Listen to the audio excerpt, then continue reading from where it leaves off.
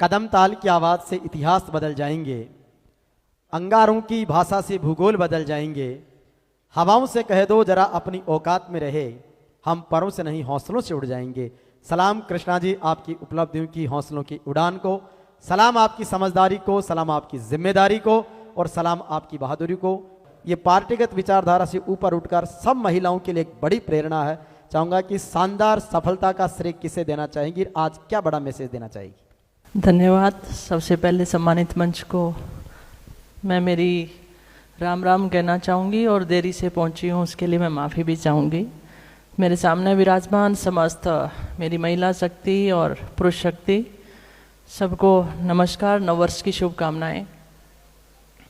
देखिए, पहले तो मैंने ज्योति दी को ही सुना है और हमेशा उनको सुनना अच्छा लगता है। आज हमारी पार्टी बेशक से दी अलग है, लेकिन अपना जो रिश्ता था वो वही है। लाने ले जाने वाली बातें अभी हम नहीं करेंगे।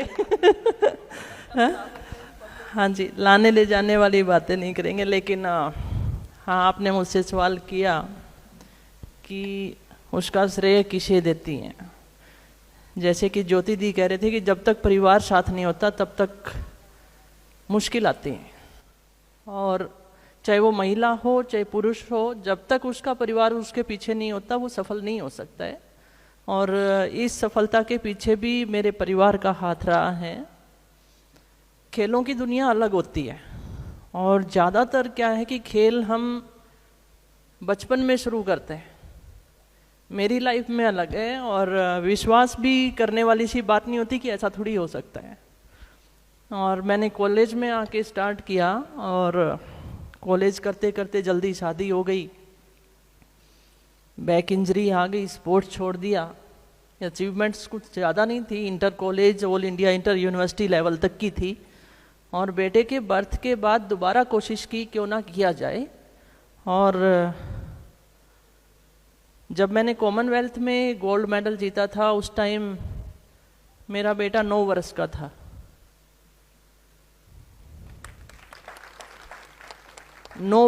था। तो उसके बाद भी लंदन ओलंपिक वगैरह खेली, और जो सफलता है वो डेफिनेटली मैं कहूँगी कि वीरेंद्र जी की वजह से हुआ, क्योंकि वो खुद एथलीट थे और उन्होंने समझा कि मैं कर सकती हूँ। उन्होंने अपने कैरियर को छोड़ के मेरे कैरियर की शुरुआत करवाई। ये चीज़ें होते होते जब राजनीति की बात भी आई, तो भी पुरुष प्रधान अपना देश है, उसमें भी उन्होंने मुझे ही आगे किया कि नहीं, तुम्हें करना चाहिए। तो इसलिए आप सबके बीच में सबसे पहले उन्हें धन्यवाद देती हूँ कि उन्होंने मुझे यहाँ तक वो लेके आए। लेकिन आज इस मंच पे जब हम सब महिला सशक्तिकरण की बात कर रहे हैं, महिला को आगे बढ़ाने के लिए बात करते हैं, हर मंच पे ज़्यादातर यही सुनती हूँ। लेकिन अब मुझे दूसरी चिंता होती है। हमारा जो यूथ आ रहा है, हमारे जो युवा लड़के, मुझे उनकी चिंता होती है। वो संस्कारवान नहीं है। आज हम लड़की को आत्मरक्षा की ट्रेनिंग क्यों देते हैं, हम अपने बच्चों को वो संस्कार क्यों नहीं दे रहे? आज सबसे ज़्यादा मुश्किल समय चल रहा है जब बच्चे नशे की तरफ ज़्यादा जा रहे हैं। लड़कियों को हम अनुशासन में रख रहे हैं, वो पढ़ाई में अव्वल ला रही हैं, जिस भी क्षेत्र में जा रही है मेडल जीत के ला रही है, अपना हुनर वो दिखा रही हैं। और कहीं ना कहीं लाड़ प्यार के चक्कर में या ज़्यादा आज़ादी के चक्कर में हमने हमारी उस पीढ़ी की तरफ अनदेखा कर दिया। और जहाँ समाज में ये जो नुकसान हुआ है ना, इसकी भरपाई बहुत सालों तक नहीं होने वाली। महिलाओं की सफलता के पीछे उसका अनुशासन ही था, और वो अनुशासन हम अपने लड़कों को नहीं दे पाए। ये सोचने का विषय है, उसके ऊपर हमें सोचना चाहिए। अब काफ़ी बार, अभी थोड़े दिन पहले ही एक न्यूज़पेपर में भी था, शायद किसी ने सुसाइड किया, किसी अच्छे खासे इंजीनियर पद पे जो व्यक्ति था। तो ये जो बढ़ती हुई जो ये सोसाइटी में हमारे जो कमियां आई हैं उसका कहीं ना कहीं और कोई जिम्मेदार नहीं है, हम सभी जिम्मेदार हैं और उसकी तरफ हमें सोचना चाहिए। और ज़्यादा जिम्मेदारी अब आपके ऊपर आ गई है। और मैं समझती हूँ कि जब लाड प्यार हम देते हैं तो लड़के की तरफ महिला का मन थोड़ा ज़्यादा होती है, तो वो भावुक होकर उसे आज़ाद छोड़ देती है। तो इसलिए हमें सोचने का, मैं माफ़ी चाहूँगी, हो सकता है आपको ये थोड़ा सा लीक से हट के लगा हो, लेकिन ये ठीक नहीं हो रहा था, तो इसलिए मैंने बोला। रही बात स्पोर्ट्स की, तो स्पोर्ट्स के लिए तो मैं ज़रूर कहना चाहूँगी कि हर व्यक्ति को पार्टिसिपेट करना चाहिए। और खेल जो है वो जीवन जीना सिखाता है। आप कहेंगे कैसे? आपने देखा होगा सीकर है चाहे कोटा है, जब हमारा बच्चा 98% मार्क्स ले लेता है और आधा 1% की वेट करता है और वो उससे बर्दाश्त नहीं होता और वो सुसाइड कर लेता है। लेकिन स्पोर्ट्स एक ऐसा फील्ड है, जिस दिन आप एंट्री करोगे उसी दिन हारते हो और उसी दिन कोशिश करते हो कि मैं दूसरी बार उठूं और अच्छा करूं। वो आप में सहनशीलता जगा देता है, संघर्ष करना सिखा देता है और डिसीजन लेना भी वो आपको सिखा देता है। तो इसलिए मैं नहीं कह सकती कि हर कोई ओलंपिक में मेडल ले सकता है, लेकिन वो जिंदगी जीना सीख जाता है, स्ट्रेस उसकी लाइफ में नहीं रहता है। तो स्पोर्ट्स से तो ज़रूर जोड़ना चाहिए।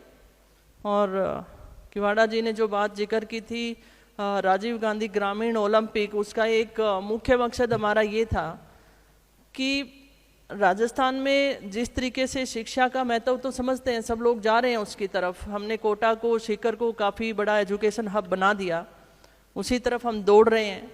और हम चाहते थे कि हर आदमी तक स्पोर्ट्स की वैल्यूज़ पहुँचें और वो अपने बच्चे को खेल के मैदान में उतारे। और आज सबसे बड़ी एक समस्या हो रहा है कि हम बच्चों को ये मोबाइल जो दे रहे हैं, क्योंकि जो फैमिली है वो छोटी हो गई पहले से। काका ताऊ जो हम गांव में दादा नाना जिनके साथ हम खेलते थे, बड़े होते थे, बुआ से सबसे डांट खाते थे, अब वो नहीं रही हैं। और ये एक मोबाइल ने वो ज़िंदगी जो है उन बच्चों की शॉर्ट कर दी है। और वो इसी का कारण है कि स्ट्रेस भी है और ये काफ़ी मुश्किलों वाला टाइम जो चल रहा है, उसके लिए हम सबको प्रयास करने चाहिए। और अगर खेलों में डालते हैं अपने बच्चे को, तो मुझे लगता है कुछ समस्या का समाधान इससे भी हमें मिल सकता है। और मैं धन्यवाद देती हूँ, आप सबकी शुभकामनाएं मुझे समय समय पे मिलती रही। और अब पारी राजनीति वाली शुरू हुई है, कोशिश कर रहे हैं दी। आप सौभाग्यशाली हैं कि आपने नाथूराम मिर्धा जी के सानिध्य में रहते हुए सीखा, उनको देखा, उनको आपने जिया, मैं कह सकती हूँ। और लेकिन आपकी भी मैं ये कहना चाहूँगी कि आप में जो स्ट्रेट फॉरवर्ड बात कहने की जो है ना, वो मुझे बहुत प्रभावित करती है। Thank you. क्योंकि मैं एमएलए बनी तो बहुत सारे लोग मुझे कहते कि ना नहीं कहते, बहुत कहते। मैंने कहा मैं झूठी हाँ भी नहीं कह सकती। और शुरुआत के जो 6 महीने थे ना, वो बड़े मुश्किल वाले थे, क्योंकि मेरे वर्कर मेरे पास होते, कोई आया मेरे को नौकरी लगा दो, मैं नहीं लगा सकती भाई। कैसे लगा सकती हूँ बताओ आप सरकारी नौकरी। फिर कार्यकर्ता कहता कि नहीं ऐसा नहीं कहते। मैंने कहा थोड़े दिन में समझ जाएंगे, जो काम करने वाली है मैं हाँ कह दूंगी, कर दूंगी, तो उन्हें पता लगेगा भाई हाँ कह दिया, होने वाला काम है तो कर देगी, और नहीं होने वाला है तो नहीं। तो इसलिए झूठ मैं बोल नहीं सकती थी, तो उसमें थोड़ा सा मुश्किल तो चलती है। सच्ची वाली राजनीति अगर आप करोगे तो मुश्किलें आएंगी, लेकिन ये जरूर कह सकती हूँ कि बड़ी चैन की नींद सोते हो जब आप सही बात कहते हो। बहुत बहुत धन्यवाद। बहुत चैन की नींद सोते हो। तो इसलिए मुझे नहीं पता पब्लिक उसे लाइक करती है कि नहीं करती है, लेकिन मैं लाइक करती हूँ। मैं अपने आप के काम से खुश रहती हूँ और जवाब दे सकती हूँ कि नहीं मैं ठीक कर रही हूँ। धन्यवाद।